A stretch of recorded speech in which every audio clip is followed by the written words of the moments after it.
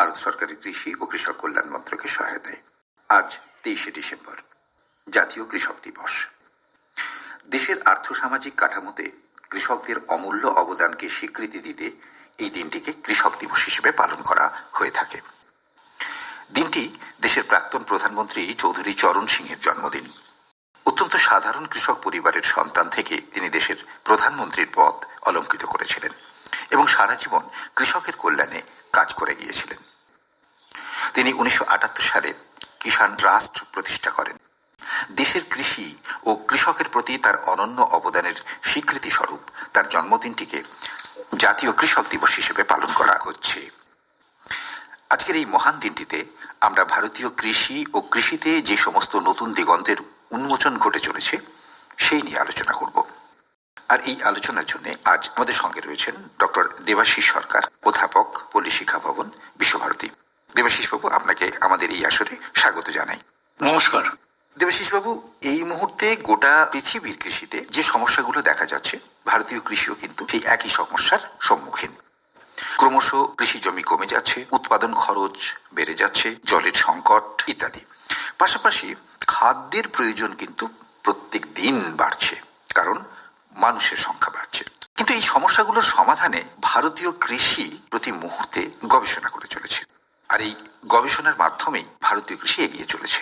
আমরা আজকের এই আলোচনায় সেরকম কিছু গবেষণা, সেরকম কিছু নতুন দিগন্তের অনুসন্ধান করব। দেবাশিসবাবু, আমরা আজকে কোন কোন বিষয়ে আলোচনা করব? আপনি যেটা শুরু করেছেন, আমি সেই রেস ধরেই বলি যে শুধু ভারতবর্ষ নয়, গোটা পৃথিবীতেই একটা জমির সংকট চলছে। যেহেতু আপনার শহর বাড়ছে, মানুষের চাহিদাও বাড়ছে, বাড়িঘর হচ্ছে, তো কৃষি জমির সংখ্যা কমে আসছে। কৃষি জমির সংখ্যা যে শুধু কমছে তা নয়, তার সঙ্গে সঙ্গে জল সংকটও দেখা দিচ্ছে। মানে কৃষির জন্য জল যে একটি অপরিহার্য অঙ্গ, সেই জলও কিন্তু আস্তে আস্তে মাটির তলা এবং মাটির উপরের জল কমে আসছে। তার সঙ্গে আর একটা দেখা যাচ্ছে উষ্ণায়ন। পৃথিবী গরম হচ্ছে, যার জন্য বিভিন্ন ধরনের পোকামাকড়, বিভিন্ন ধরনের ক্রপ ফেলিওর আমরা সম্মুখীন হচ্ছি, এবং সেটা ভারতবর্ষ কিন্তু এর থেকে আলাদা কিছু নয়।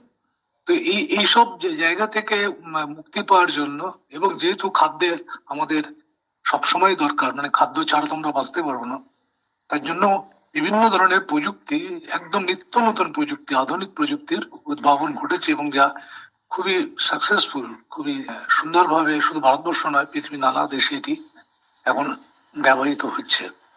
তার মধ্যে আমি 4টে কৃষি প্রযুক্তির কথা বলবো, একদম অত্যাধুনিক কৃষি প্রযুক্তি, যেগুলো চাষি ভাইরা হয়তো শুনে থাকবেন, কিন্তু ব্যবহার করলে ব্যবহার হচ্ছে বা ব্যবহার এরকম হচ্ছে, এরকম ঘটনাও কিন্তু ভারতবর্ষে ঘটেছে আর কি, বিভিন্ন রাজ্যে ঘটছে, পশ্চিমবঙ্গেও হয়তো ঘটছে। কিন্তু এই প্রযুক্তিগুলি প্রত্যেকটি কিন্তু খুব ইম্পর্টেন্ট এবং অত্যন্ত অত্যাধুনিক প্রযুক্তি। তার মধ্যে প্রথম প্রযুক্তি রয়েছে যেটা হাইড্রোফনিক এগ্রিকালচার বা হাইড্রোফনিক ফার্মিং, যেটা ভার্টিক্যাল ফার্মিং এর একটা দিক আর কি। আরেকটি হচ্ছে আপনার প্রিসিশন ফার্মিং এর কথা আমি বলবো আজকে, সেটাও একটি খুব উন্নত প্রযুক্তি। আরেকটি বলবো ওয়াটার শেয়ার নিয়ে বলবো, সেটাও একটা খুব উন্নত প্রযুক্তি। আমরা প্রথমে তাহলে একটু হাইড্রোফোনিক এগ্রিকালচার বা ফার্মিং, অর্থাৎ যেটা জল দিয়ে, হাইড্রোফোন বলতে তো আমরা বুঝতে পারছি এটা জলের ব্যাপার, জল দিয়ে চাষ। আপনাদের জানেন যে গাছ বা উদ্ভিদ তার পুষ্টি নেয় জল থ্রু, মানে মাটিতে থাকে গাছ এবং সেখান থেকে রস শোষণ করে, এবং সেটি গাছের মধ্যে পুষ্টি তার সরবরাহ করে গাছের বৃদ্ধি ঘটে। অর্থাৎ মাটিতে থেকে উদ্ভিদের কাজটা হচ্ছে জলটা শোষণ করে পুষ্টি নেওয়া। এখানে ওইটাই মাথায় রেখে যেটা করা হয়েছে, এখানে মাটি ছাড়া চাষ, মানে উদ্ভিদ যেটা শোষণ করে সেটাই উদ্ভিদের শিকড়ের কাছে পৌঁছে দেওয়া, উদ্ভিদকে জল দেওয়া এবং তার সঙ্গে তার যে প্রয়োজনীয় পুষ্টি সেটা একদম শিকড়ের কাছে পৌঁছে দেওয়া। এবং যাতে যেটা হয়, আপনি কন্ট্রোল করতে পারছেন আগে থেকে কতটা জল লাগবে, কতটা পুষ্টি লাগবে, সেটা ঠিকমতো কন্ট্রোল করলে যেটা দেখা যাচ্ছে যে হাইড্রোপনিকে আপনার শাল মাটিতে চাষ করলে প্রায় যে জল লাগে তার 70% জল কম লাগে হাইড্রোফোনিক ফার্মিং করলে। এটাতে শুধু জল কম লাগে তা নয়, লেবার কম লাগে, নিউট্রিয়েন্টের জন্য যে খরচা সেটা কম লাগে, এবং সব থেকে বড় কথা প্রোডাক্টিভিটি, যেটা হচ্ছে আপনার উৎপাদনশীলতা, সেটা কিন্তু বহুল অংশে বৃদ্ধি পায়, প্রায় ডবল আর কি। মানে আপনি যা চাষ করছেন, যেভাবে ফলন পাচ্ছেন, তার ডবল ফলন পাবেন যদি হাইড্রোফোনিক ফার্মিং করেন। আচ্ছা দেবাশিস বাবু, আমি একটু আপনার কাছ থেকে জানতে চাইছি, মানে এটা গাছ তো জলে থাকছে না, গাছ থাকছে কোথায় তাহলে? হ্যাঁ, গাছ থাকছে একটা টিউবের মধ্যে। সেই টিউবটার মাথাটা হচ্ছে ফাঁকা, লম্বা টিউব হতে পারে, র্যাক হতে পারে, লম্বা টিউব হতে পারে, ফাঁক হতে পারে। তো তার মধ্যে গাছগুলো থাকছে একটা প্ল্যাটফর্মের উপরে। তো তার তলায় শিকড় থাকছে, সেই শিকড়ের তলায় জল পৌঁছে দেওয়া হচ্ছে এবং সেখানে নিউট্রিয়েন্টটাও পৌঁছে দেওয়া হচ্ছে। এবং গাছগুলো যে টিউবের ফাঁকা অংশ সেখান থেকে বাড়তে শুরু করছে এবং আলটিমেট গ্রোথটা হচ্ছে গাছের ফাঁকা অংশে। তার তলায় হচ্ছে আপনার নিউট্রিয়েন্ট এবং জলটা থাকছে। আচ্ছা, এই যে ধরুন আমরা বিঘার পর বিঘা ধান চাষ করছি, গম চাষ করছি, আলু চাষ করছি, বেগুন চাষ করছি, আচ্ছা এগুলো এভাবে সম্ভব? হ্যাঁ, অবশ্যই চাষি ভাইরা এটা খুব ভালোভাবেই করতে পারে। এবং চাষি ভাইদের যেটা সব থেকে মানে সুবিধা, এটা হচ্ছে জমি যদি পরিমাণ খুব কমও থাকে এবং আপনার যদি তার বাড়ির অঙ্গনে বা বাড়ির চারপাশে র্যাক তৈরি করে সেখানেও কিন্তু এই ধরনের হাইড্রোপনিক ফার্মিং করা সম্ভব। আমাদের যে আগে কনসেপ্ট ছিল, ধারণা ছিল যে চাষ মানে গ্রামে হবে, এটা তো শহরেও চাষ হতে পারে। হ্যাঁ, যে কোনো জায়গায়, যে কোনো একটুকু জায়গা পেলেই আপনি র্যাক তৈরি করে সেখানে কিন্তু চাষটা করতে পারেন। এবং চাষ করলে যেটা হবে সেটা হচ্ছে আপনার কোয়ালিটি প্রোডাকশন হবে। কোয়ালিটি প্রোডাকশন শুধু নয়, প্রোডাক্টিভিটিও মানে উৎপাদনশীলতাও অনেক কিন্তু বেড়ে যাবে। বেশ, আমি একটু জানতে চাইবো যে এইভাবে এখানে যে সার দেওয়া, তারপরে ধরুন ওষুধ বিষ দেওয়া, পোকামাকড় লাগলে সেগুলো কিভাবে হবে? এটা পুরোটাই সিস্টেমেটিক, মানে ফার্টিলাইজেশন বা সিস্টেমেটিক ইনসেকটিসাইড দিয়ে গাছের মানে শিকড়ের কাছে পৌঁছে দেওয়া হবে আপনার নিউট্রিয়েন্টটি। এবং সেটা একটা বিশেষ পদ্ধতিতে করা হয়, যেটাকে বলা হয় এআই আর কি, আর্টিফিশিয়াল ইন্টেলিজেন্স। আপনি আগে থেকে বুঝতে পারবেন যে গাছ কতটা পুষ্টি নিতে পারবে সেই মুহূর্তে আর কি, মাইক্রো ক্লাইমেটে কতটা পুষ্টি নিতে পারবে, কতটা জল নিতে পারবে, এবং সেই অনুযায়ী আপনি নিয়ন্ত্রণ করতে পারবেন আগে থেকে যে কতটা জল, কতটা পুষ্টি গেলে গাছটা বৃদ্ধি হবে। এটা কি চাষি বন্ধুর পক্ষে সম্ভব, মানে সাধারণ? খুবই সম্ভব, হ্যাঁ খুবই সম্ভব, এটা খুবই সম্ভব। হয়তো ইনিশিয়াল কস্টটা বেশি, কিন্তু সব থেকে বড় সুবিধা হচ্ছে জলের পরিমাণ খুব কম লাগবে, জমি লাগবেই না প্রায়, যেহেতু মাটি লাগছে না, জমি লাগবে না। কিছু র্যাক তৈরি করতে পারলে কিন্তু প্রোডাকশন অনেক বেড়ে যাবে। তা এই যে ভারতবর্ষে ধরুন এত বড় চাষ, তার মধ্যে সবটা না হলেও কিছুটা অংশে এটা করলে সম্ভব সেটা? হ্যাঁ, এটা সম্ভব এবং বিভিন্ন রাজ্যে কিন্তু হচ্ছে, তামিলনাড়ু, অন্ধ্রপ্রদেশ এবং কেরালাতে খুব সাকসেসফুলি এটা হচ্ছে আর কি। হয়তো ওয়েস্ট বেঙ্গলও হয়তো আমি সামনের দিনে হয়তো দেখতে পাবেন যে হাইড্রোফোনিক ফার্মিং কিন্তু প্র্যাকটিস করছেন ফার্মাররা, এটা কিন্তু দেখা যাবে। তাতে এই এত ভারতবর্ষের এত লোকের ফিডিং সম্ভব, খাওয়ানো সম্ভব? সেটাই সম্ভব, যেহেতু জমি লাগছে না এবং প্রোডাকশনটা ডবল হচ্ছে, মানে প্রোডাক্টিভিটি, উৎপাদনশীলতা ডবল হচ্ছে। সুতরাং আপনার যে খাদ্যের দরকার আর কি, সেই খাদ্য খুব অল্প জায়গার মধ্যে আপনি প্রোডাকশন করে নিতে পারবেন। এবং যেটা আমরা শুরু করেছিলাম আজকে, যে জায়গা কমে আসছে, জল কমে আসছে, সেটা কিন্তু অনেকাংশে, বহুলাংশেই মিটে যাবে। প্রিসিশন ফার্মিং সম্বন্ধে একটু জানতে চাই। হ্যাঁ, প্রিসিশন ফার্মিংটা হচ্ছে একটা অত্যাধুনিক প্রযুক্তি আর কি। সেই প্রিসিশন ফার্মিং হচ্ছে যে মাইক্রো ক্লাইমেট, যে অবস্থায় গাছটি বাড়ছে তার একটি ডেটাবেস থাকবে আমাদের কাছে। মানে যেটা ট্রেডিশনাল চাষ হয় স্বাভাবিকভাবে, যে মাটিতে চাষ হচ্ছে, জমিতে চাষ হচ্ছে, চাষির কাছে সেখানেই হবে, কিন্তু সেখানেই হবে, তথ্যগুলো থাকবে।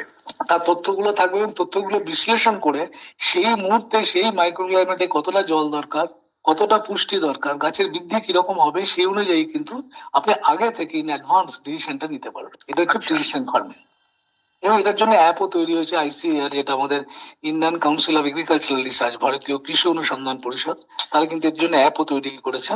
সেই অ্যাপের মাধ্যমে গিয়ে ফার্মার যদি নিজের নাম নথিভুক্ত করেন, তাহলে তার জমিতে যা চাষ করছেন আর কি, তার অ্যাডভান্স ইনফরমেশন কিন্তু চাষি বন্ধু আগে থেকে পেয়ে যাবেন।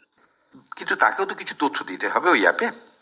হ্যাঁ, তার তথ্য কিন্তু অলরেডি মানে নথিভুক্ত হয়ে আছে, সেই এলাকাতে রিমোট সেন্সিং করে তার তথ্য অলরেডি, তার ডেটাটা রিট্রিভ করা আছে। তার অবস্থানটা বললে হবে এবং কি ক্রপ চাষ করছেন সেই মুহূর্তে, কি ক্রপ চাষ করছেন সেটা যদি তার তথ্যগুলো দিয়ে দেন, তাহলেই তিনি পুরো তার প্রিসিশন ফার্মিং এর পুরো ইনফরমেশন তিনি পেয়ে যাবেন।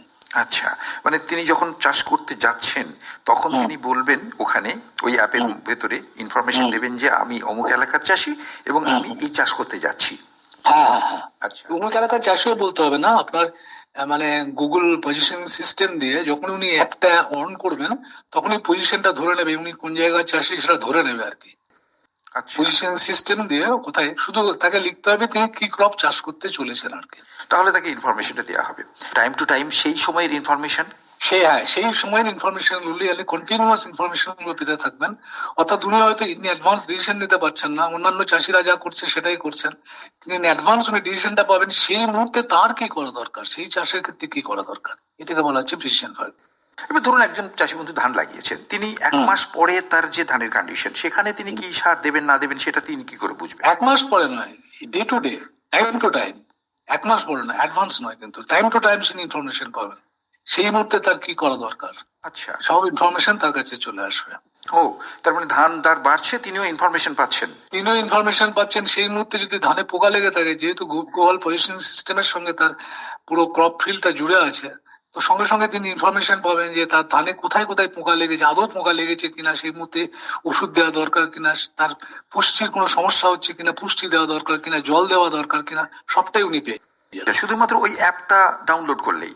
আমরা অ্যাপটা ডাউনলোড করে তার ইনফরমেশনটা দিতে হবে। এটা তো অসাধারণ। মানে তিনি আর তাকে চিন্তাও করতে হবে না যে তাকে কি সার দিতে হবে, তাকে কি ঠিক, দিতে হবে, কোনো কিছু তাকে চিন্তা করতে আশেপাশে চাষি ভাইরা করছে বলে তাকেও সার দিতে হবে বা ওষুধ দিতে হবে, এইসব ধারণা থেকে সে মুক্ত হতে পারবেন। মানে অনেক সময় তো হয় চাষি ভাইরা তাদের থেকে ইনফ্লুয়েসড হয়ে যায় যে আমার পাশের জমিতে সার দিচ্ছে, আমি একটু সার ছড়িয়ে দিই, সেসব গুলো দরকার পড়বে। আর আরেকটা কথা, হ্যাঁ, আর একটা হচ্ছে ওয়াটার শেয়ার। ওয়াটার শেয়ার হচ্ছে বায়ুমণ্ডলের যে আমাদের ইয়েটা আছে, মানে জলীয় বাষ্প আছে, সেটাকে ধরে মাটিতে চালান করা। কোন মাটিতে?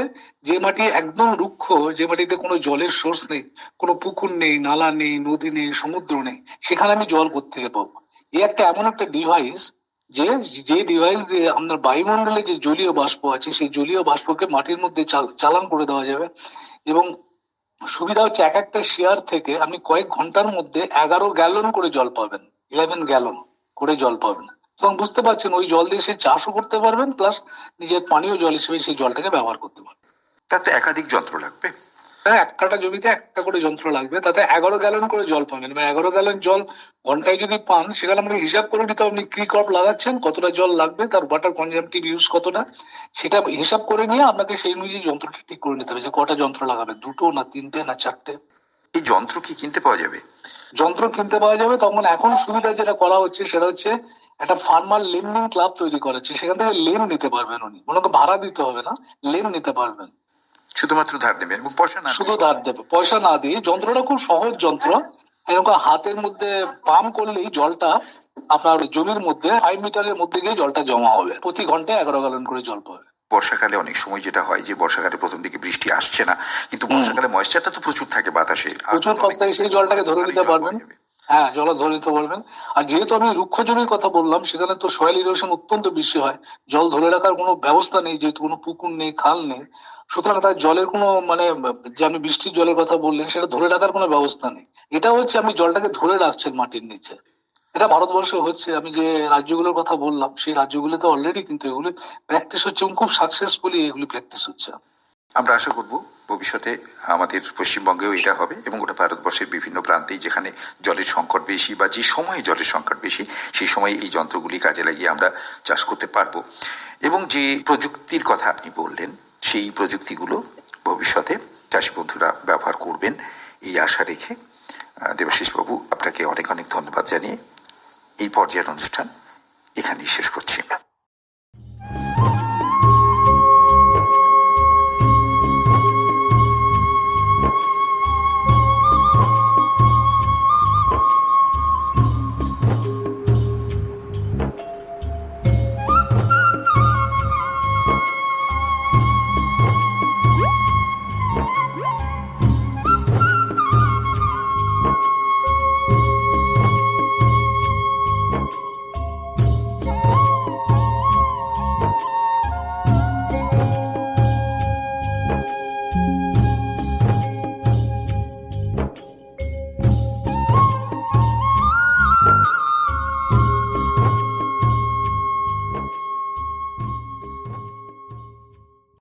কিষাণ বাণীর আসরে আপনাদের সকলকে স্বাগত জানাই। এই অনুষ্ঠানটি আপনারা শুনছেন ভারত সরকারের কৃষি ও কিষাণ কল্যাণ মন্ত্রকের সহায়তায়। Agriculture is the most helpful, most useful and most Nobel employment of man. একথা বলেছেন মার্কিন যুক্তরাষ্ট্রের প্রথম রাষ্ট্রপতি জর্জ ওয়াশিংটন। সুজলা সুফলা শস্য শ্যামলা দেশ আমাদের ভারতবর্ষ। এদেশের প্রত্যেকটি ধূলিকণা চেনে কৃষকের গায়ের গন্ধ। কৃষি এদেশের অর্থনীতির মেরুদণ্ড। তাই আজ সেই সব কৃষক বন্ধুদের সম্মান জানানোর দিন, যাঁরা এদেশের ভিত্তি, এদেশের ভবিষ্যৎ। মার্কিন যুক্তরাষ্ট্রে 12 অক্টোবর, ঘানায় ডিসেম্বর মাসের প্রথম শুক্রবার, জাম্বিয়াতে আগস্টের প্রথম সোমবার, পাকিস্তানে 18 ডিসেম্বর পালিত হয় কিষাণ দিবস হিসাবে। ভারতবর্ষের পঞ্চম প্রধানমন্ত্রী চৌধুরী চরণ সিংহ মহাশয়ের জন্মদিবস উপলক্ষে 2001 সাল থেকে সারা দেশব্যাপী নানান অনুষ্ঠানের মাধ্যমে মর্যাদার সাথে এই দিনটি পালিত হচ্ছে। 23শে ডিসেম্বর জাতীয় কিষাণ দিবস। এই মহান দিবসে আমাদের অন্নদাতাদের প্রতি শ্রদ্ধা নিবেদন করে এ আসরে আজকের আলোচনার বিষয় ডিজিটাল ফার্মিং বা ডিজিটাল কৃষি। সঙ্গে আছেন মাননীয় ডক্টর সৌভিক ঘোষ, অধ্যাপক, পল্লী শিক্ষা ভবন, শ্রীনিকেতন। নমস্কার সৌভিক বাবু। নমস্কার। প্রথমেই শ্রোতা বন্ধুদের আমার নমস্কার জানাই। আজকের দিনটির কথা স্মরণ করে আমি প্রথমেই আপনার কাছে জানতে চাইছি যে বর্তমান সময়ে দাঁড়িয়ে আমাদের সমাজে জাতীয় কিষাণ দিবসের গুরুত্ব কতখানি?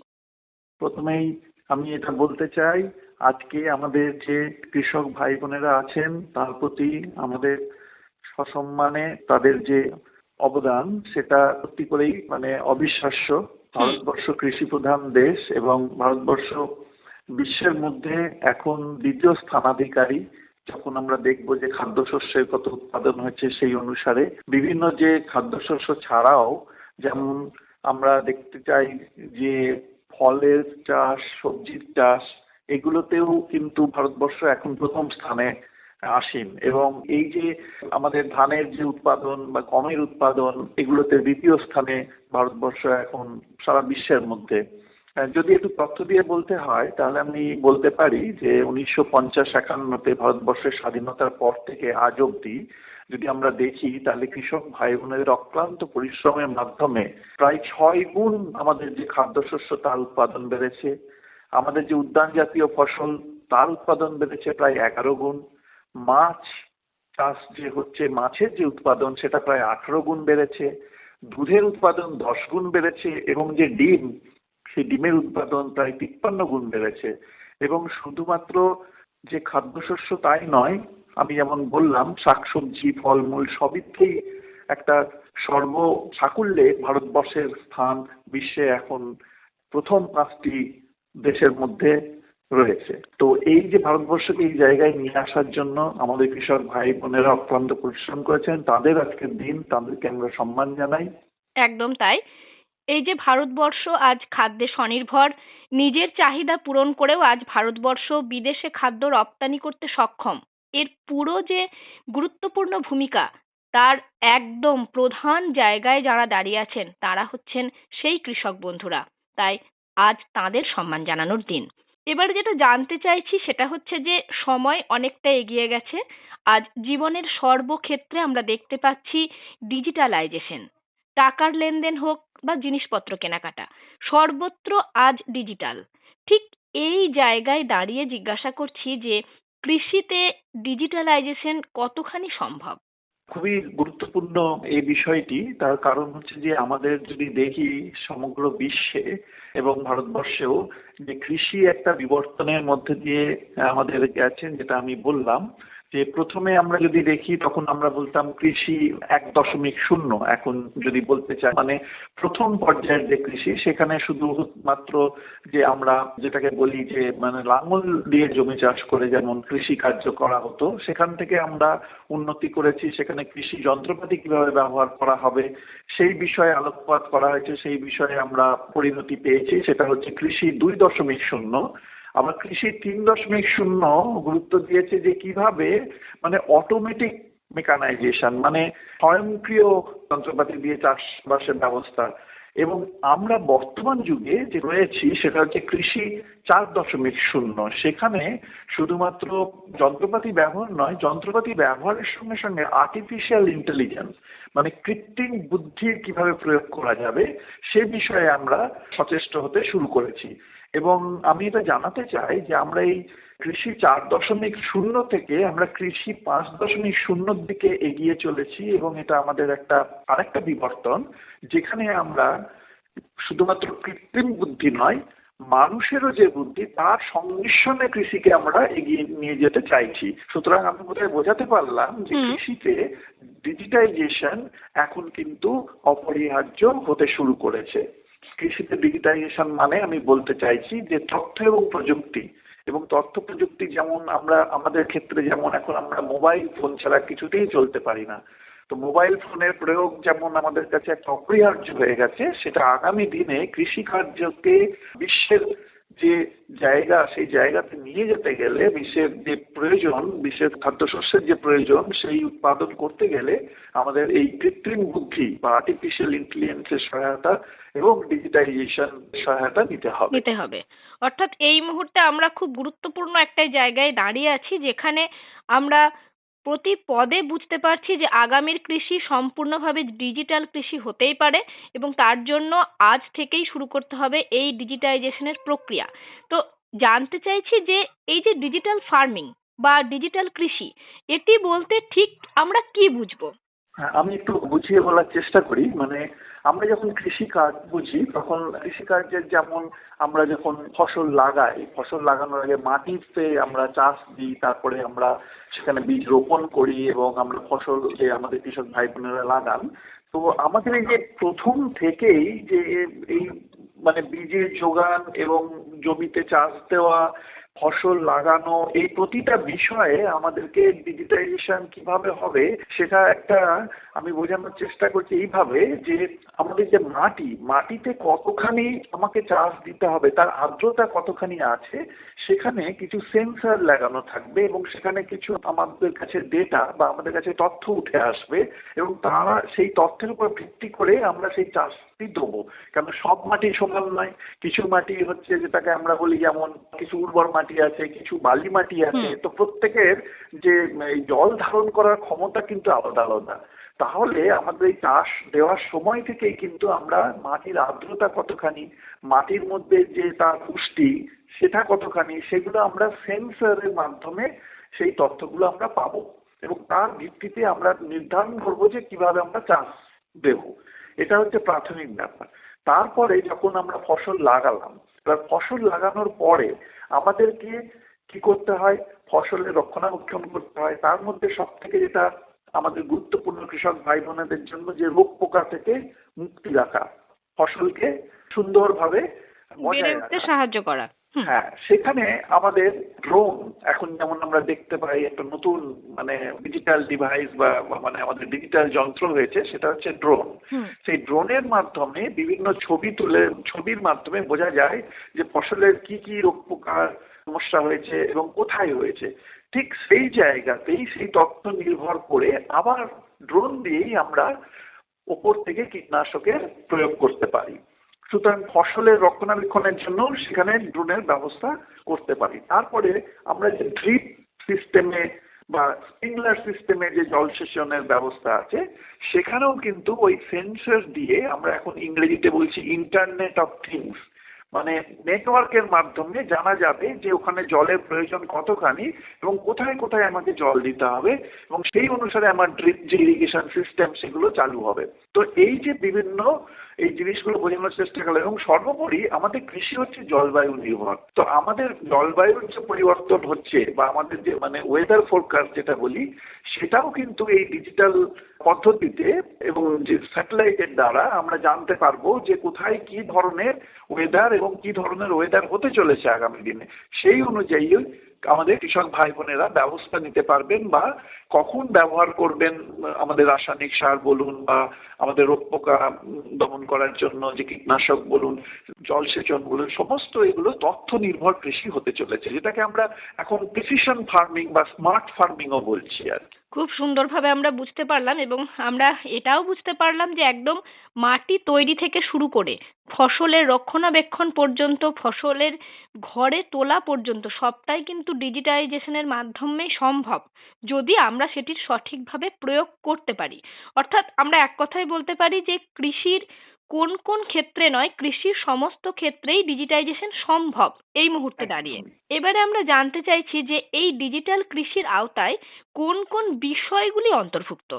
হ্যাঁ, যেমন আমি বলবার চেষ্টা করলাম, এখন ডিজিটাইজেশন ছাড়া যেমন আমাদের এখন জীবন অচল হয়ে গেছে, সবকিছুতেই আমরা যেটা বললাম মোবাইল নির্ভর বা ডিজিটাল বা ইন্টারনেট নির্ভর, সেরকম যে কৃষিকার্যের জন্য যদি আমি বিভিন্ন পর্যায়ের কথাগুলো বলি, যেমন প্রথম হচ্ছে যখন আমাদের কৃষক ভাই বোনেরা যখন কৃষিকার্যে নিযুক্ত থাকেন, তখন প্রথম জিনিস হচ্ছে তাদের কাছে কি করে আমরা তথ্য পৌঁছে দেবো। হুম। তো তার জন্য বিভিন্ন ধরনের আমাদের মোবাইল ভিত্তিক অ্যাপ্লিকেশন বেরিয়েছে বলে, সেরকম কৃষক ভাই বোনদের জন্য আমাদের কৃষি কল্যাণ মন্ত্রক থেকে বেরিয়েছে এবং সেটা খুবই অবদান রাখছে আমাদের কৃষিকার্যে। যেমন হচ্ছে তার নাম হচ্ছে কিষাণ সুবিধা। নাম দেখে বোঝা যাচ্ছে যে কিষাণ সুবিধা থেকে আমাদের কৃষক ভাই বোনেরা সমস্ত ধরনের তথ্য তারা পাবেন।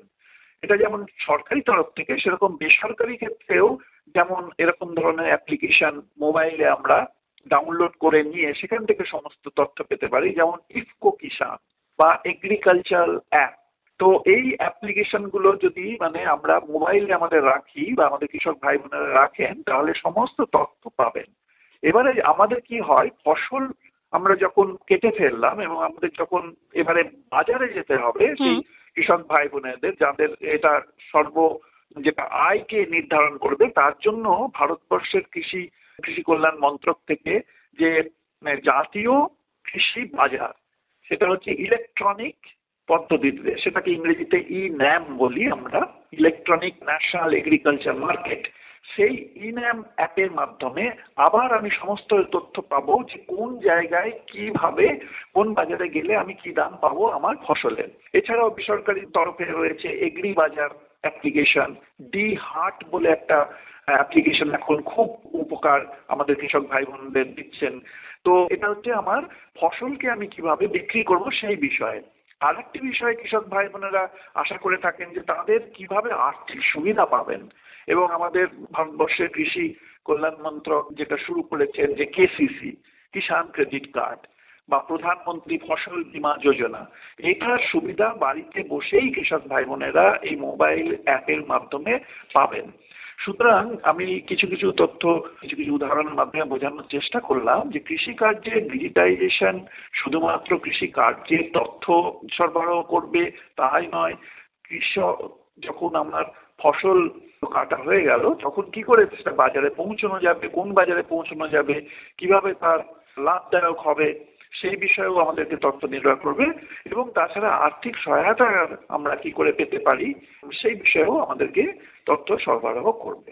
এবারে জানতে একদম ঠিক চাইছি বলেছেন। যে এই যে ডিজিটাল ফার্মিং পুরোপুরি প্রযুক্তি নির্ভর একটি ব্যবস্থা, তার বিভিন্ন দিক রয়েছে, বিভিন্ন সুবিধাও রয়েছে।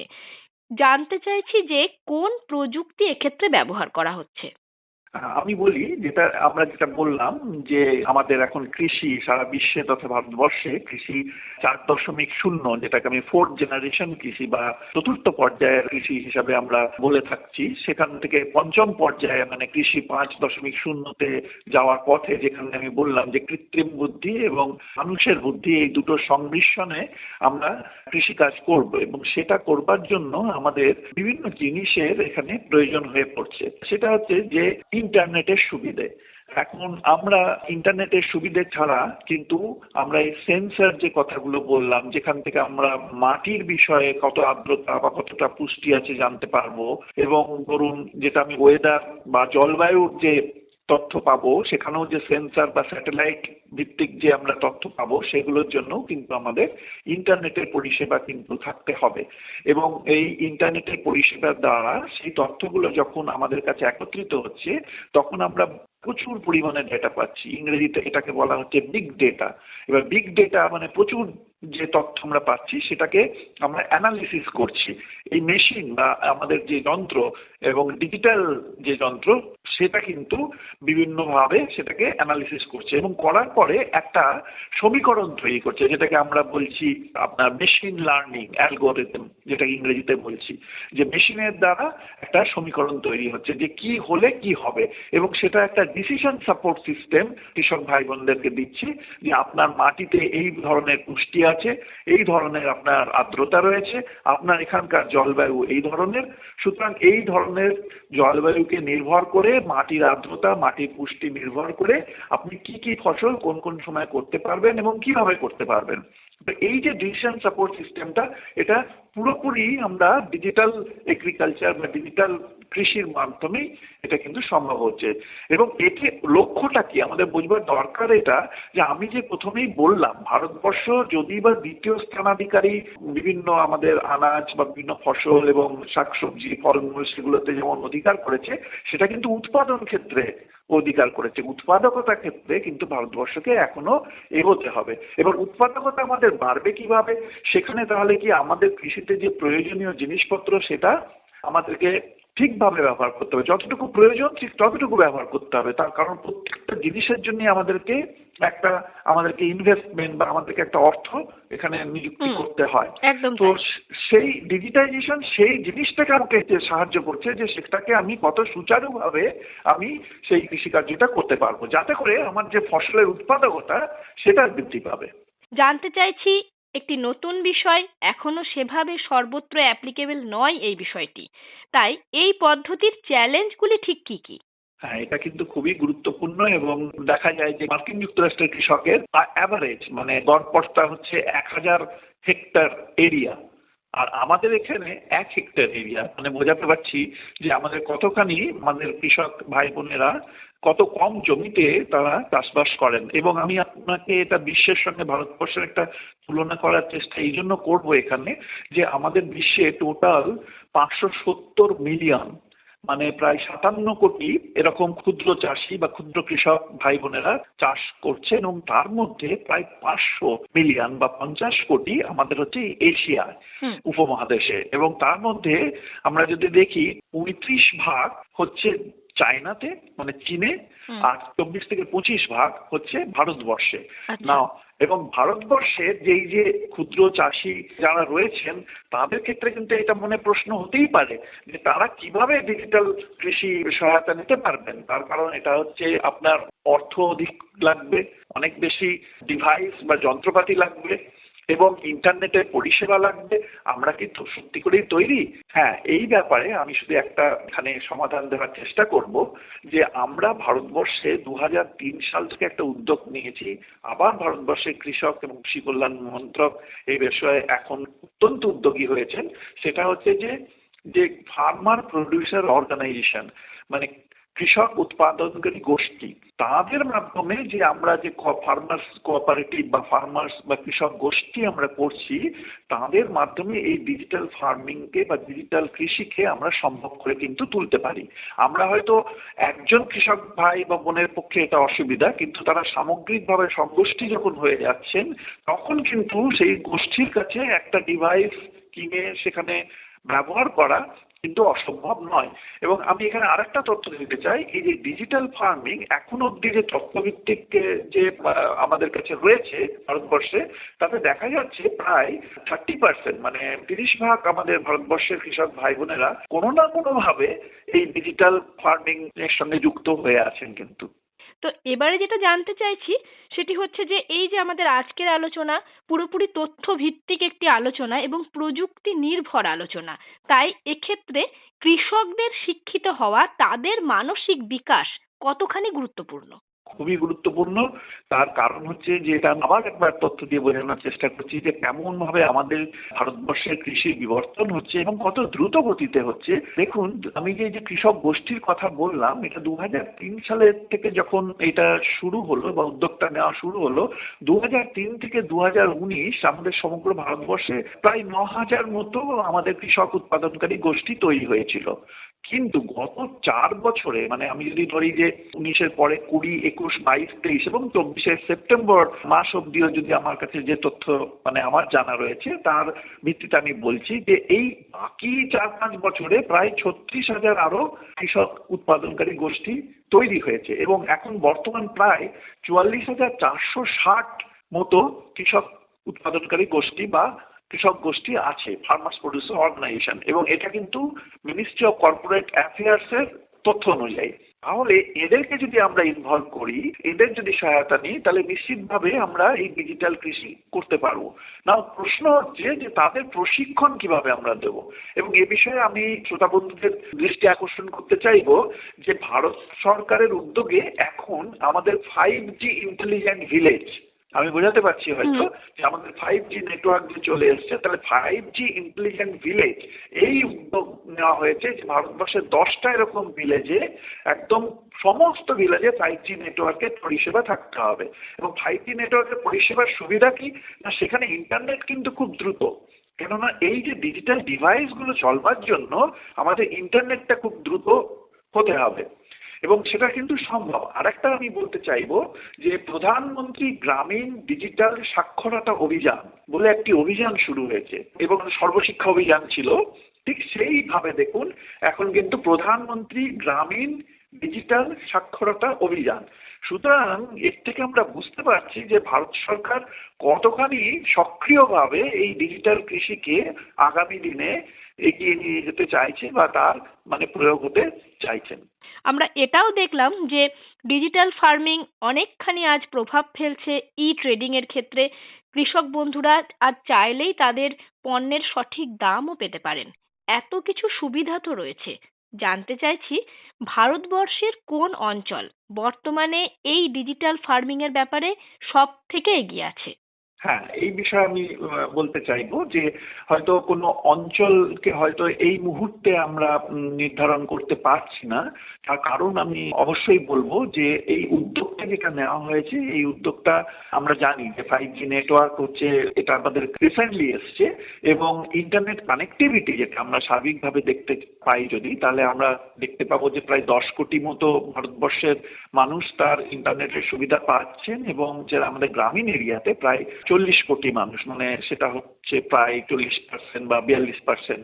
এবং ইন্টারনেটের এই যে বৃদ্ধি, ইন্টারনেটের যে গ্রোথ বা তার বৃদ্ধি প্রায় 14 থেকে 15% হয়েছে। সুতরাং আমাদের আগামী দিনে যে জিনিসটা আমাদের মাথায় রাখতে হবে যে সরকারের তরফ থেকে উদ্যোগ হচ্ছে, এবং 5G নেটওয়ার্ক আমাদের কাছে চলে এসছে, এবং বর্তমানে যদি আমাকে জিজ্ঞেস করেন আমি বলবো প্রায় 27 কোটি মানুষ এর সুবিধা প্রাপ্ত হয়েছেন। সেটা হয়তো 23% আমাদের যদি পার্সেন্ট হিসেবে দেখি, এবং এটা আগামী দিনে 2030-এ টার্গেট রয়েছে প্রায় 97 কোটি মানুষের কাছে পৌঁছে যাওয়ার। তখন আমরা প্রায় 74% আমাদের যে টোটাল পপুলেশন সেটাকে কভার করে ফেলতে পারবো। তো সুতরাং এভাবেই এগোতে হবে, এবং এভাবেই ধীরে ধীরে নিশ্চিতভাবে আমরা যে আমাদের যে ভারতবর্ষের যে প্রধান লক্ষ্য সেটা হচ্ছে ডিজিটাল ইন্ডিয়া মিশন, এবং এই ডিজিটাল ইন্ডিয়া মিশনের মাধ্যমে আমরা চাইছি যে সারা বিশ্বে ডিজিটাল ফার্স্ট নেশন হয়ে উঠি। যেমন আমরা কৃষিতে একদম অগ্রণী ভূমিকা নিয়েছি, আমাদের কৃষক ভাই বোনেরা আজকে আমাদের ভারতবর্ষকে এমন একটি জায়গায় নিয়ে গেছেন কৃষি পর্যায়ে, এবং আমাদের অর্থনীতি কৃষি নির্ভর অর্থনীতি, এবং আমরা আশা রাখছি যে ভারতবর্ষের কৃষক ভাই বোনেরা আমাদেরকে এটা সম্ভব করবেন যে আমরা ডিজিটাল এগ্রিকালচার করে বা ডিজিটাল কৃষি করে ডিজিটাল ফার্স্ট নেশন এই তকমাটাও আগামী দিনে বিশ্বের কাছে পাবো। এই বিষয়ে আরেকটা কথা বলতে চাই যে আমাদের ভারতবর্ষে এখন একটা উদ্যোগ নেওয়া হয়েছে, সেটা হচ্ছে ইংরেজিতে বললে আবার আইডিয়া, এটাকে যদি আমি ভেঙে বলি, India digital ecosystem of agriculture. So বোঝা যাচ্ছে যে আমাদের এগ্রিকালচারের জন্য আলাদাভাবে ভারত সরকার কিন্তু এ ব্যাপারে উদ্যোগী হয়েছে। এবং এ বিষয়ে আবার একটি ন্যাম যেমন বলেছিলাম যে ন্যাশনাল এগ্রিকালচার মার্কেটিং, তার পাশাপাশি এখন শুরু হয়েছে যে ন্যাশনাল গভর্নেন্স প্ল্যান, এবং সেখানে এই গভর্নেন্স প্ল্যানের মধ্যে আমাদের রয়েছে যে এগ্রিকালচারকে কিভাবে ডিজিটাইজেশন বা কৃষিকে কিভাবে ডিজিটাইজেশন করা যাবে।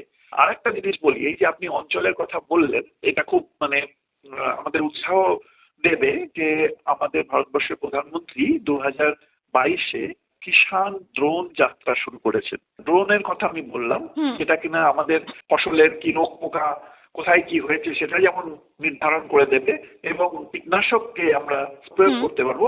সেইটার জন্য 2022-এ 100টা জায়গায় সারা ভারতবর্ষে কিষাণ ড্রোন যাত্রা শুরু করেছেন, এবং সেখানে কিষাণ ড্রোন 100টা জায়গায় এই কীটনাশকের কিন্তু প্রয়োগ করা হয়েছে। তো উদ্যোগ প্রচুরভাবে এবং প্রবলভাবে হচ্ছে বিভিন্ন প্রকল্পের মাধ্যমে, বিভিন্ন প্রশিক্ষণের মাধ্যমে এবং বিভিন্ন আমাদের যে পলিসি আছে সেই পলিসি পরিবর্তনের মাধ্যমে। সুবিধা আছে, অসুবিধাও আছে। সবকিছু মাথায় রেখে জানতে চাইছি ডিজিটাল ফার্মিং এর ভবিষ্যৎ কি? অত্যন্ত গুরুত্বপূর্ণ এবং অত্যন্ত আশাব্যঞ্জক। এই জন্যই বলছি, আমরা যদি আজকে থেকে 10 বছর পেছনের দিকে তাকাই বা 15 বছর পেছনের দিকে তাকাই, তখন কি আমরা ভাবতে পেরেছিলাম যে মোবাইল নির্ভর আমাদের জীবন এতখানি হবে যে মোবাইল ছাড়া আমরা কিছুই করতে পারবো না?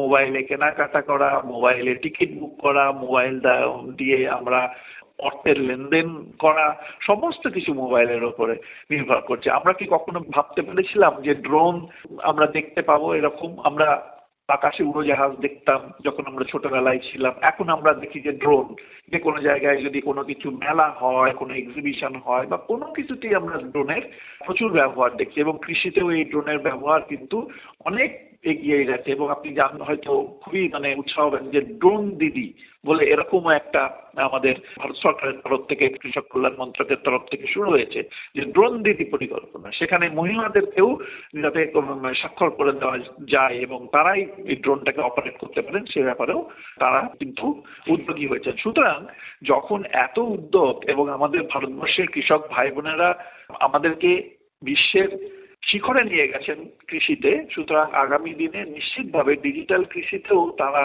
সেইভাবেই হয়তো ব্যক্তি কেন্দ্রিক বা এককভাবে না হলেও গোষ্ঠীমুক্ত হয়ে এই ডিজিটাল কৃষির দ্বারা কৃষিকে আরো এক ধাপ, যেটাকে আমরা কিনা কৃষি 5.0 বলছি, সেটাতে আমরা নিশ্চিতভাবে সেইটাতে পৌঁছাতে পারবো। এই ব্যাপারে আমার মনে হয় যে আমরা খুবই আশাব্যঞ্জক এবং আমাদের উদ্যোগ অত্যন্ত সাধুবাদ দেওয়ার মতো। সব ধরনের সুবিধা আমরা দেখতে পাচ্ছি, রয়েছে অনেক কিছু জানার কথা। তাই এগিয়ে আসতে হবে তাদের, যারা আমাদের অন্নদাতা। আশা রাখছি তারা অবশ্যই এগিয়ে আসবেন এবং আগামীর কৃষি হয়ে উঠবে সম্পূর্ণ ডিজিটাল কৃষি বা ডিজিটাল ফার্মিং। সময় একদম শেষের পথে। এই শেষ সময়ে আপনি শ্রোতা বন্ধুদের উদ্দেশ্যে কি বলবেন? হ্যাঁ, প্রথমেই তো আমি বললাম আমাদের কৃষক ভাই বোনেরা আমাদেরকে আজকে যে বিশ্বের শিখরে নিয়ে গেছেন, তাদের কাছে আমি প্রথমেই তাদের প্রতি আমার সম্মান এবং আমার কৃতজ্ঞতা জানাবো। তারা না থাকলে আমাদের ভারতবর্ষের যে অর্থনীতি, সেই অর্থনীতিটাই থাকবে না, কৃষি ভিত্তিক অর্থনীতি। সুতরাং তাদের কাছে আমার এটাই আবেদন থাকবে, অনুরোধ থাকবে যে তারা বিভিন্ন প্রশিক্ষণের মাধ্যমে নিজেদের যে জ্ঞান এবং নিজেদের যে স্কিল বা ক্ষমতা, সেটার উন্নয়ন করুন। এবং তারা যেভাবে আজকে স্মার্টফোন হাতে নিয়েছেন, বা আমরা যেটা বলছি যে আমাদের হাতের মুঠোই এখন বিশ্ব, এখন কনসেপ্ট হয়ে গেছে গ্লোবাল ভিলেজ। আমরা আগে গ্রাম বলতে ভাবতাম যে একটা হয়তো গ্রাম প্রত্যন্ত একটা এলাকা, তা কিন্তু এখন নেই। এখন আমরা বিশ্বের সকলে একে অপরের সঙ্গে এই ইন্টারনেটের মাধ্যমে কিন্তু যুক্ত। সুতরাং আমাদের কৃষক ভাই বোনেরা মোবাইলের উপকারিতা বুঝেছেন এবং তারা ব্যবহারও করছেন। সুতরাং আগামী দিনে নিশ্চিতভাবে তারা গোষ্ঠীভুক্তভাবে এই বিভিন্ন সেন্সরের দ্বারা মাটির আর্দ্রতা, মাটির পুষ্টি নির্ধারণ, জলবায়ুর যে তথ্য, সেই তথ্যকে নিজেদের মুঠোর মধ্যে নিয়ে আসা এবং এই সমস্ত তথ্য ভিত্তি করে ডিসিশন সাপোর্ট সিস্টেম, যে সিদ্ধান্ত নেওয়া কখন কোনটা কিভাবে করবেন সময় অনুযায়ী, এবং সেটা নিশ্চিতভাবে করলে নিশ্চিতভাবে তার উৎপাদন তো বাড়বেই, তার সঙ্গে উৎপাদকতা বাড়বে। কেন উৎপাদকতা বাড়াটা খুবই দরকার, কারণ আমাদের কৃষি যে জমির পরিমাণ সেটা কিন্তু বাড়ছে না, কিন্তু জনসংখ্যা বাড়ছে। সুতরাং উৎপাদন বাড়াতে গেলে আমাদের উৎপাদকতা বাড়াতে হবে, এবং উৎপাদকতা বাড়ার অর্থই হচ্ছে প্রিসিশন ফার্মিং, যেটাকে আমরা স্মার্ট ফার্মিং বলছি। তো সেই বিষয়ে নিশ্চিতভাবে কৃষক ভাই বোনেরা অনেকে এগিয়ে এসছেন, যেটা আমি বললাম। এখন আমাদের ডিজিটাল লিটারেসি প্রায় 30% এর কাছাকাছি। সুতরাং আগামী দিনে যেটা আমাদের টার্গেট, যে 2030-এ আমরা শতকরা 60 থেকে 70% কৃষক ভাই বোনদেরকে এই ডিজিটাল কৃষির মধ্যে, আওতার মধ্যে আনতে পারবো। আশা রাখছি যে আগামী দিনে ভারতবর্ষের কৃষি, এবং যেটা আমাদের উদ্দেশ্য, ডিজিটাল ফার্স্ট নেশন, আমরা ভারতবর্ষ বিশ্বের দরবারে আমরা প্রথম স্থান অধিকার করব ডিজিটাল কৃষির দ্বারা। সত্যি তাই। ভারতীয় অর্থনীতির মেরুদণ্ড হলো ভারতীয় কৃষি। তাই সেই মেরুদণ্ডকে শক্তিশালী করে তোলার দায়িত্ব আমার, আপনার, আমাদের সবার। যুগের সাথে তাল মিলিয়ে উন্নত ভারত গড়ার লক্ষ্যে আমাদের এগিয়ে আসতে হবে। আর সেই পথ চলার অন্যতম হাতিয়ার, অন্যতম পাথেয় হবে এই ডিজিটাল ফার্মিং।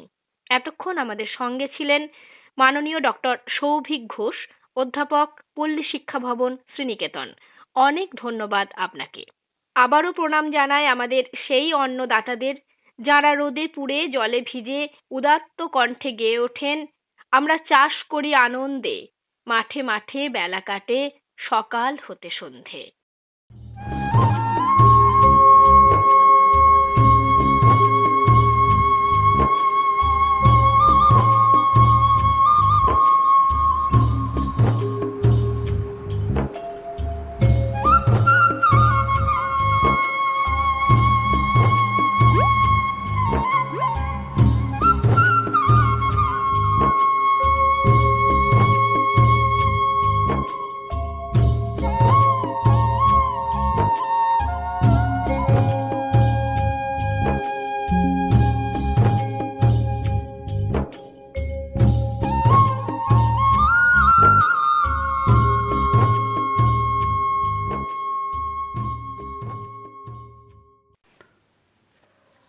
নমস্কার চাষি বন্ধুরা, কিষাণ মানে অনুষ্ঠানে আপনাদের সকলকে স্বাগত।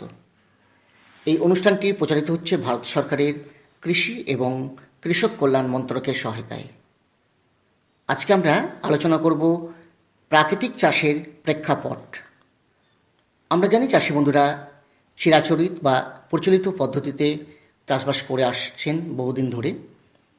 এখন বিজ্ঞানভিত্তিক চাষবাস হচ্ছে শুরু থেকে শেষ অবধি।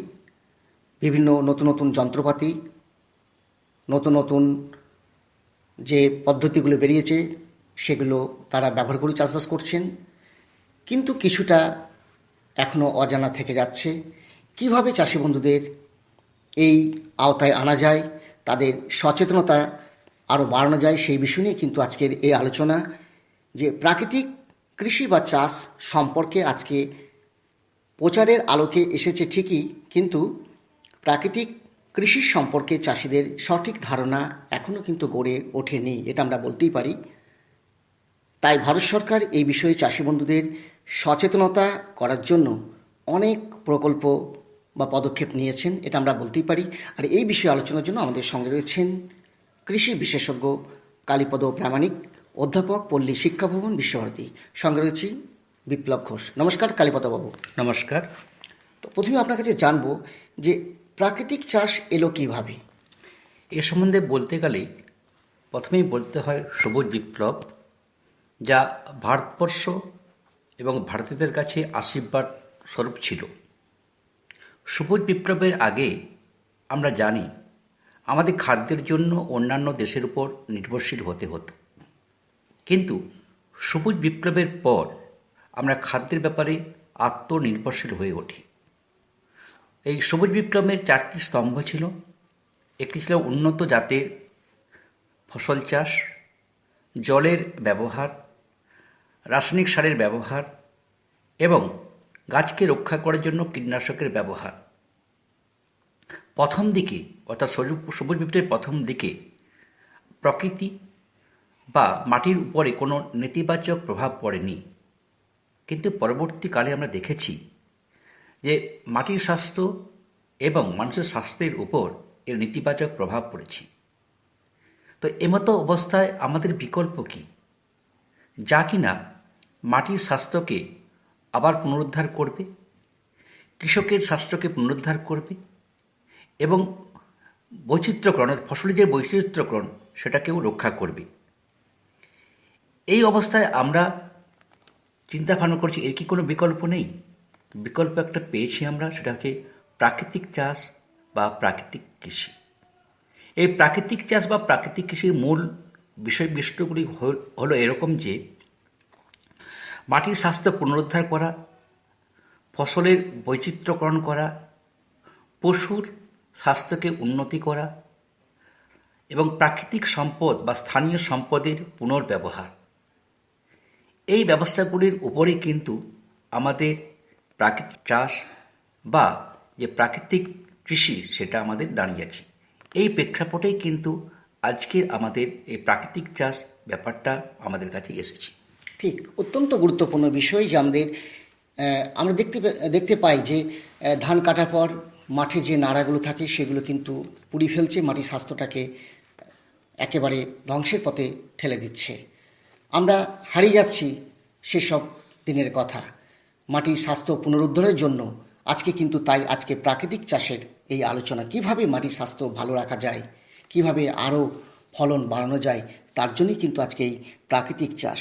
আমি আরেকটা বিষয় আপনাকে জানবো যে তাহলে প্রাকৃতিক চাষ সম্পর্কে, অর্থাৎ যদি আমরা জানতে চাই তার ভবিষ্যৎটাই বা কী? প্রাকৃতিক কৃষি বা প্রাকৃতিক চাষের ভবিষ্যৎ খুবই ভালো। এই যে প্রাকৃতিক চাষ, এই কথাটা থেকে এসেছে, সে সম্বন্ধে একটু আমি বলে নেই। এই প্রাকৃতিক চাষ অর্থাৎ পরিবেশ বান্ধব চাষ। এই প্রাকৃতিক চাষের মূল তিনি হলেন একজন জাপানি কৃষক এবং দার্শনিক। তার নাম হচ্ছে মাসানোবু ফুকুওকা। তিনি হচ্ছে প্রাকৃতিক চাষের জনক।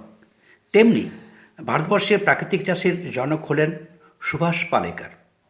এই প্রাকৃতিক কৃষি বা প্রাকৃতিক শব্দটি প্রথম ব্যবহার করেছিলেন ফুকুওকা তার বিখ্যাত বই ওয়ান স্ট্র রেভলিউশনের মাধ্যমে। এই প্রাকৃতিক চাষের মূল যে ব্যাপারগুলি সেগুলি হচ্ছে যা জমিতে কেঁচোর সংখ্যা বাড়ানো, অণুজীবীর সংখ্যা বাড়ানো, সঙ্গে সঙ্গে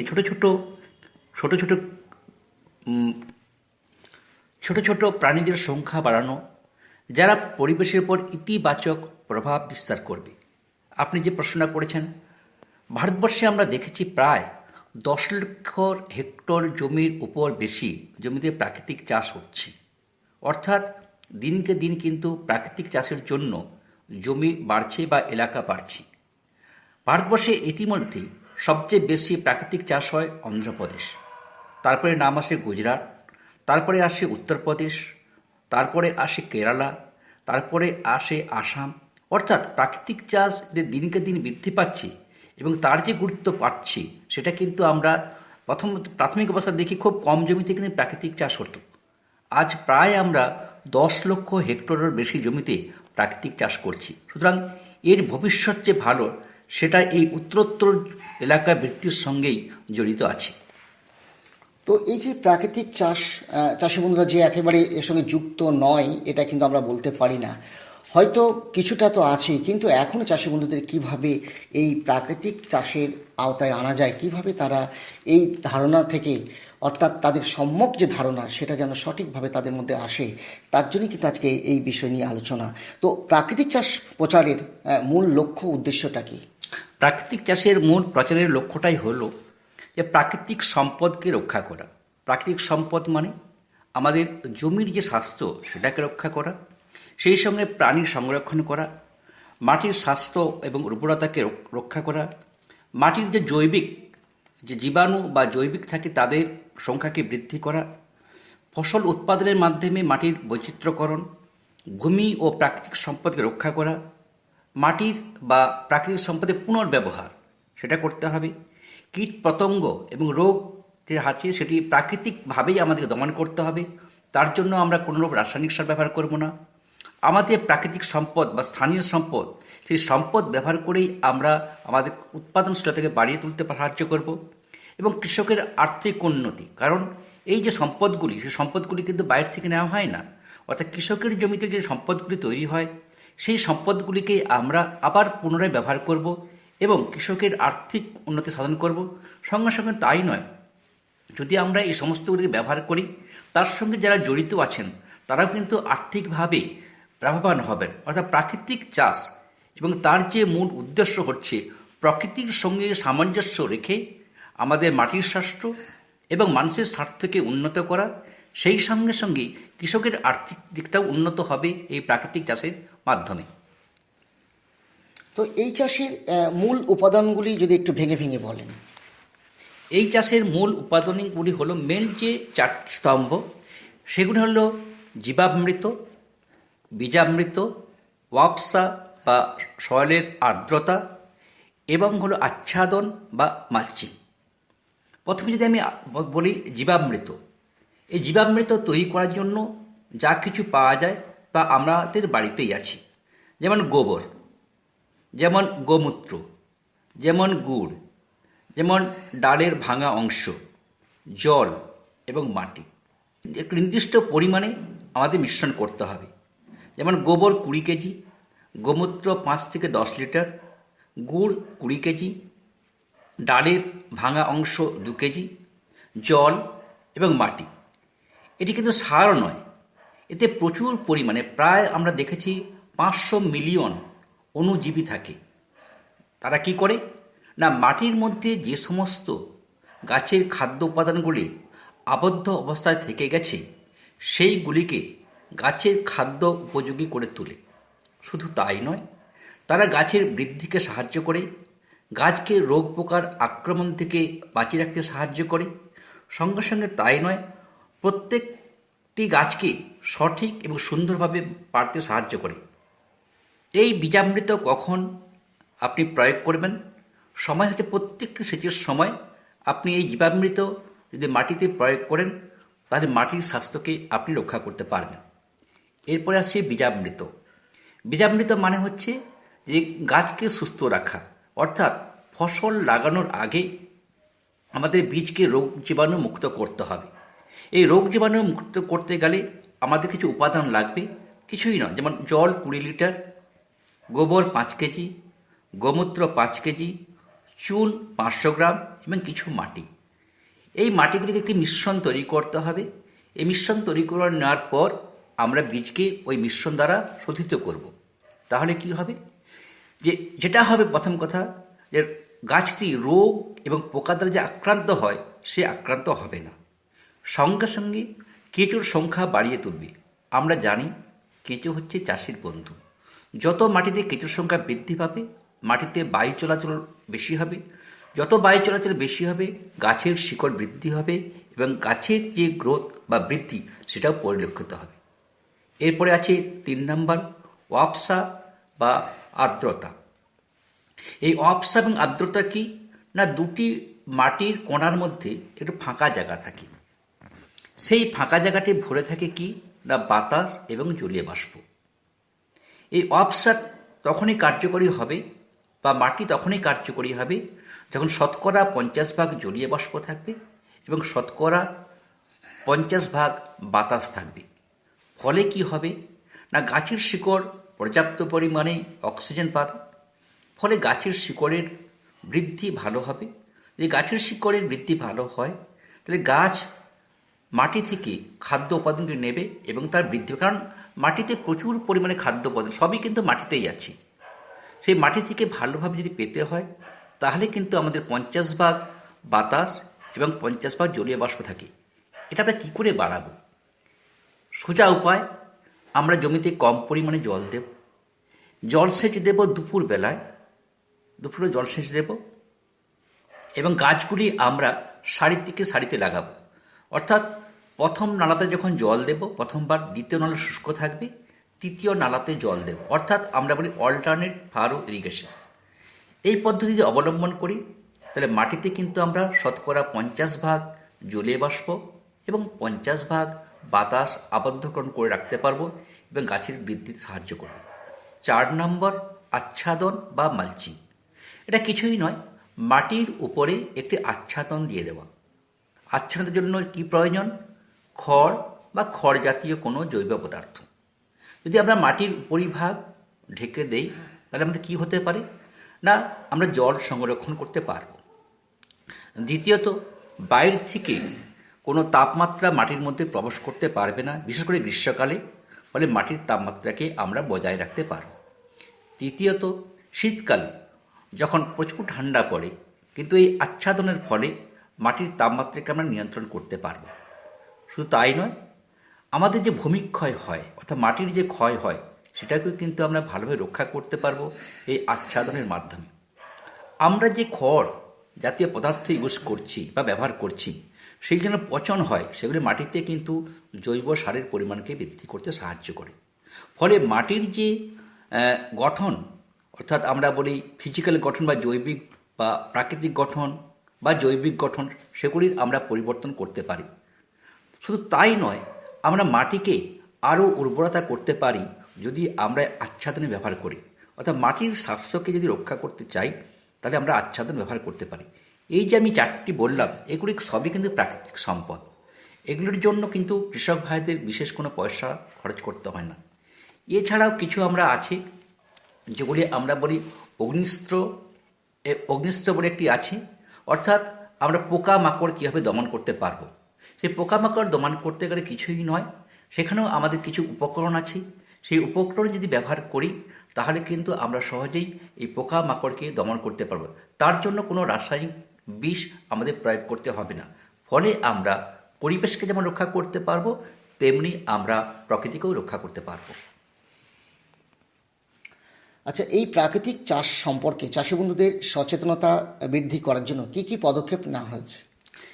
এই বৃদ্ধি করার জন্য আমাদের ভারত সরকারের পক্ষ থেকে ছোট ছোট আলোচনা চক্র করা হচ্ছে।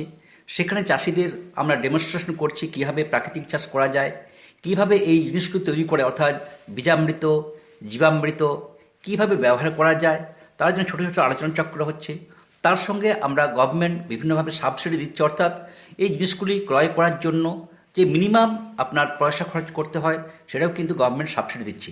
এইভাবে চাষিদের প্রশিক্ষণের মাধ্যমে এবং সাবসিডির মাধ্যমে যে জিনিসপত্র দেওয়া হচ্ছে, ফলে কৃষক ভাইয়েরাও উৎসাহিত হয়ে সেই জিনিসগুলি করছেন এবং তারা আস্তে আস্তে লাভবানও হচ্ছে। আজকে আমরা একটি গুরুত্বপূর্ণ বিষয় নিয়ে আলোচনা করলাম, প্রাকৃতিক চাষের প্রেক্ষাপট। আর এই বিষয়ে আলোচনার জন্য আমাদের সঙ্গে ছিলেন কৃষি বিশেষজ্ঞ কালীপদ প্রামাণিক, অধ্যাপক, পল্লী শিক্ষা ভবন, বিশ্বভারতী। সঙ্গে ছিলাম বিপ্লব ঘোষ। এতক্ষণ এই অনুষ্ঠানটি শুনলেন ভারত সরকারের কৃষি এবং কৃষক কল্যাণ মন্ত্রকের সহায়তায়। সকলকে ধন্যবাদ জানিয়ে আজকের মতন আমাদের এই কিষাণ বাণী অনুষ্ঠান শেষ করছি।